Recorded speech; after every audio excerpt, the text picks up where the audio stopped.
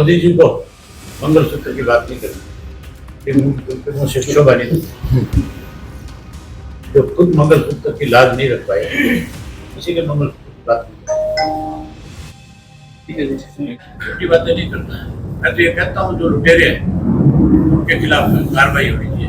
ये चन्नी मनी शब्द जो है, जो इनके विचारों का राजनीतिक जीवन शुरू होने से पहले खत्म हो गया, वो करते हैं। किसान भी उनकी भाषा बोलते बनाते हैं, कभी गेहूं काटते हैं, कभी पल्लेदारी करते हैं, नोटंकी कर रहे हैं। इस नोटंकी से वोट नहीं मिलता, वो विश्वास का होता है। वहाँ के लोगों का मेरे ऊपर बहुत बड़ा विश्वास है। मैंने उनकी बहुत लड़ाई लड़ी है, और वहाँ तो सीधा जमींदार और मालदार की तरह। जेजेपी और बीजेपी का गठबंधन था, लेकिन अब पिछले महीनों से एक दूसरे पर लांछन लगा रहे हैं। कुछ महीनों से नहीं, कुछ दिन से। हमने जैसे ही संदीप का नाम दिया, यूथ है, पढ़ा लिखा लड़का है, इंजीनियर है, छोटी उम्र का है, ये जो जितने भी पुराने धुरंधर राजनीतिक आदमी, इनका और कोई काम नहीं बचा। अब ये अगले की कैसे उसका तोड़ निकाला जाए, उस काम में लग जाए।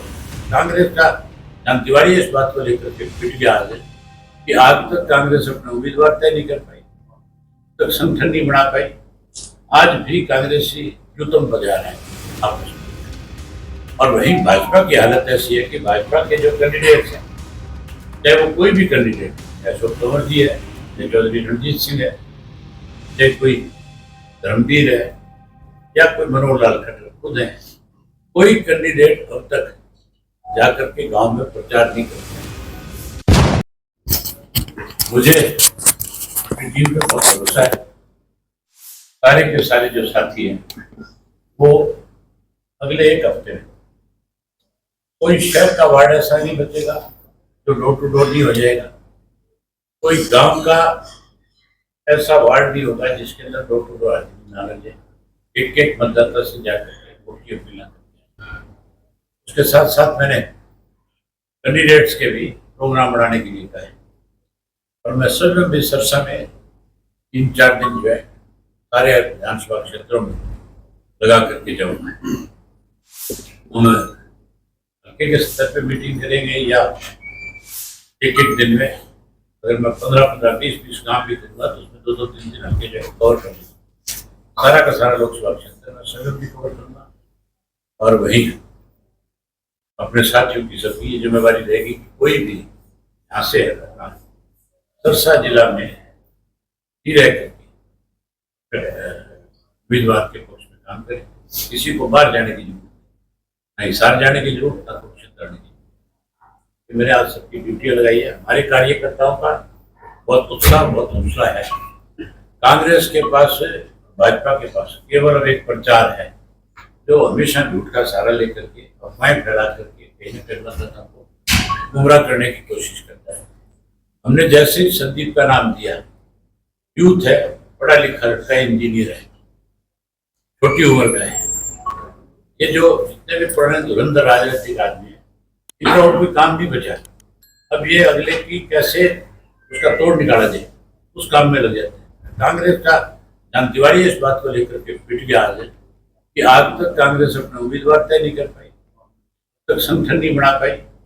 आज भी कांग्रेसी युद्धम बजा रहे हैं आपस में। और वहीं भाजपा की हालत ऐसी है कि भाजपा के जो कैंडिडेट्स हैं, चाहे वो कोई भी कैंडिडेट है, चाहे अशोक तंवर जी है, चाहे चौधरी रणजीत सिंह है, चाहे कोई धर्मवीर है, या कोई मनोहर लाल खट्टर खुद है, कोई कैंडिडेट अब तक जाकर के गांव में प्रचार नहीं कर पाया, गांव के लोगों के सवालों का जवाब नहीं दे पाया। किसानों के साथ जिस तरह का बर्ताव इन्होंने पिछले 5 वर्षों में किया, आज किसान जागरूक हो चुका है। किसान आज हर आदमी से, हर राजनीतिक व्यक्ति से, जिन लोगों ने उनको प्रताड़ित किया, उनसे सवाल और जवाब करता है और पूछता है कि हमें दिल्ली जाने से अगर आप रोक सकते हो, हम आपको अपने गांव में आने से क्यों नहीं रोक सकते? ये हमारा भी अधिकार है, तुम्हारे पास तो अधिकार नहीं था, तुम तो सिर्फ और सिर्फ सत्ता की ताकत की वजह से कर रहे। आज कील गाड़ने वाले लोगों की कील उखाड़ने का उन्होंने फैसला कर लिया। मैं हिसार के बारे में आपको थोड़ा सा बताना चाहूंगा। हिसार में 3 उम्मीदवार हमारे उम्मीदवार के सामने, एक जेजेपी से, एक बीजेपी से और एक कांग्रेस से आने वाले। तीनों के तीनों 4.5 वर्ष तक मड़ाई खाने वाले थे। तीनों ने किसानों को परेशान किया और उन तीनों उम्मीदवारों बिहार के जो बहुत बड़ा सबक सिखाया। हमारी उम्मीदवार बहुत बड़े वोटों से जीत कर गए क्योंकि लोगों का विश्वास हमारे प्रति बड़ा है। हमने लोगों की लड़ाई लड़ी, पूरे हरियाणा प्रदेश के किसानों की से उन पे कभी भी किसी भी तरह का अत्याचार सरकार ने करने का प्रयास किया। केवल इंडियन नेशनल लोकदल पार्टी थी जो उनके साथ जाकर के खड़ी हुई और उनकी लड़ाई विधानसभा में लड़ी, बाहर भी लड़ी, कोई नया दिलवाने का था। आज सरसा के कार्यकर्ताओं को साथ में स्वयं देखा है, जितनी हम लोगों की कार्यकर्ताओं की मीटिंग होती है इनके दिल से भी नहीं होती। हमारा कार्यकर्ता इतना काम का समय होने के बाद किस तरह से हाल जो खचाखच भरा हुआ था, जितने लोग अंदर थे उतने ही लोग बाहर भी खड़े थे। तो इससे आप ये अंदाजा लगा सकते हो कि हमारा कार्यकर्ता जो है वो उत्साहित तो है ही है, उसको ये भरोसा है कि मैं अपना बूथ खराब नहीं, लोगों में विश्वास है। चुनाव में राष्ट्रीय मुद्दों की बजाय क्षेत्रीय मुद्दे ज्यादा हरियाणा में हावी है। ये जो दोनों पार्टी है, ये नेशनल पार्टी है, इनकी सोच ये है कि अब क्षेत्रीय पार्टियां खत्म हो ताकि नेशनल के स्तर के ऊपर तुम दो पार्टियां ही सत्ता में रह सको, जबकि क्षेत्रीय पार्टियों का भी सेंटर में दखल पूरा होना चाहिए। अगर क्षेत्रीय पार्टियों का सेंटर में दखल नहीं होगा तो फिर सेंटर अपनी मनमर्जी चलाएगी, फिर वो अपनी मनमर्जी के निर्णय लेंगे, फिर वो स्टेट को दबा के रखना चाहेंगे। इसलिए क्षेत्रीय पार्टियों के मेंबर पार्लियामेंट में जीत करके जाना बहुत जरूरी है और इसलिए लोग जिताते हैं कि जो आपकी रीजनल पार्टी है, रीजनल पार्टियां आम आदमी की पीड़ा को समझती है, उसको आम आदमी का पता है कि मैंने इसको किस तरह से लाभ पहुंचाना है, मैंने इसकी कैसे मदद करनी है, कैसे सहायता करनी है। इसीलिए लंबे समय तक देखा नहीं आपने इस देश में, आज भी रीजनल पार्टियां जो ज्यादातर स्टेट में सत्ता में है और आज भी ज्यादातर रीजनल पार्टियों के मेंबर पार्लियामेंट ही बढ़ाए जाते हैं।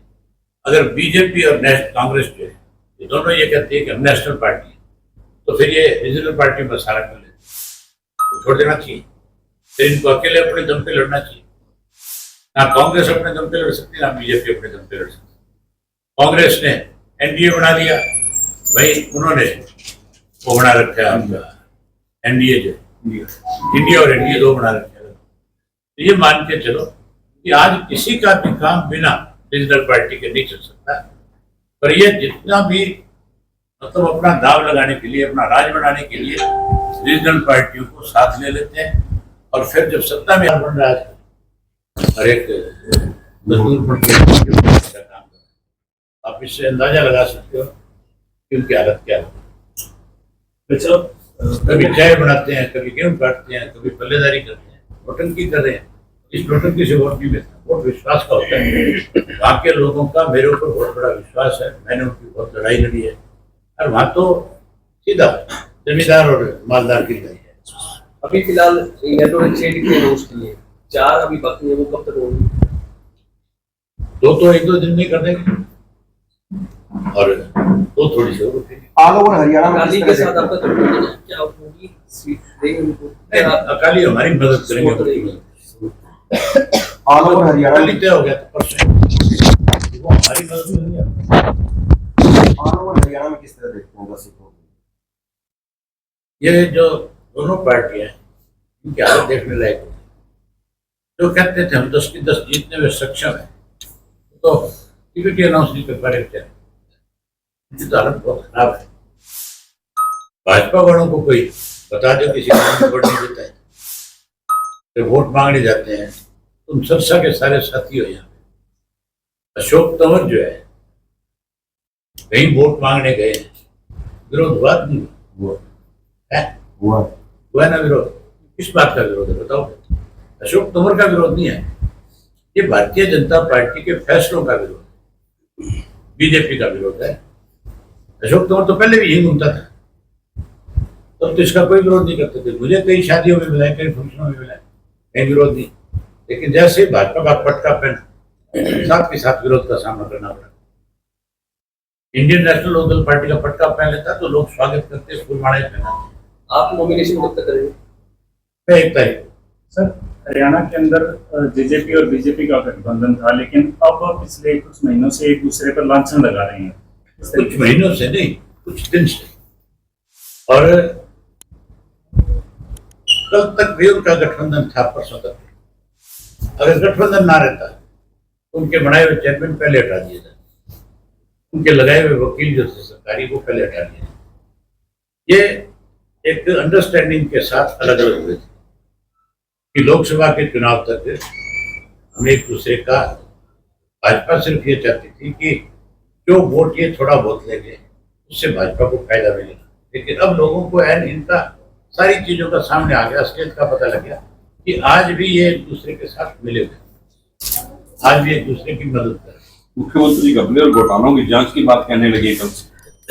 अगर शिकायत आई तो 4.5 वर्ष तक मुख्यमंत्री के सामने हमने लगातार धान घोटाला, शराब घोटाला, रजिस्ट्री घोटाला, सरकारी दवाइयों के खरीद का घोटाला, इवन उसके साथ साथ पब्लिक सर्विस कमीशन में पकड़े गए 3 करोड़ रुपए का जो मामला था, वो एसएस बोर्ड के अंदर एग्जाम देते हुए उसके कापियां बदलते हुए लोग पकड़े गए थे, वो एक घोटाला।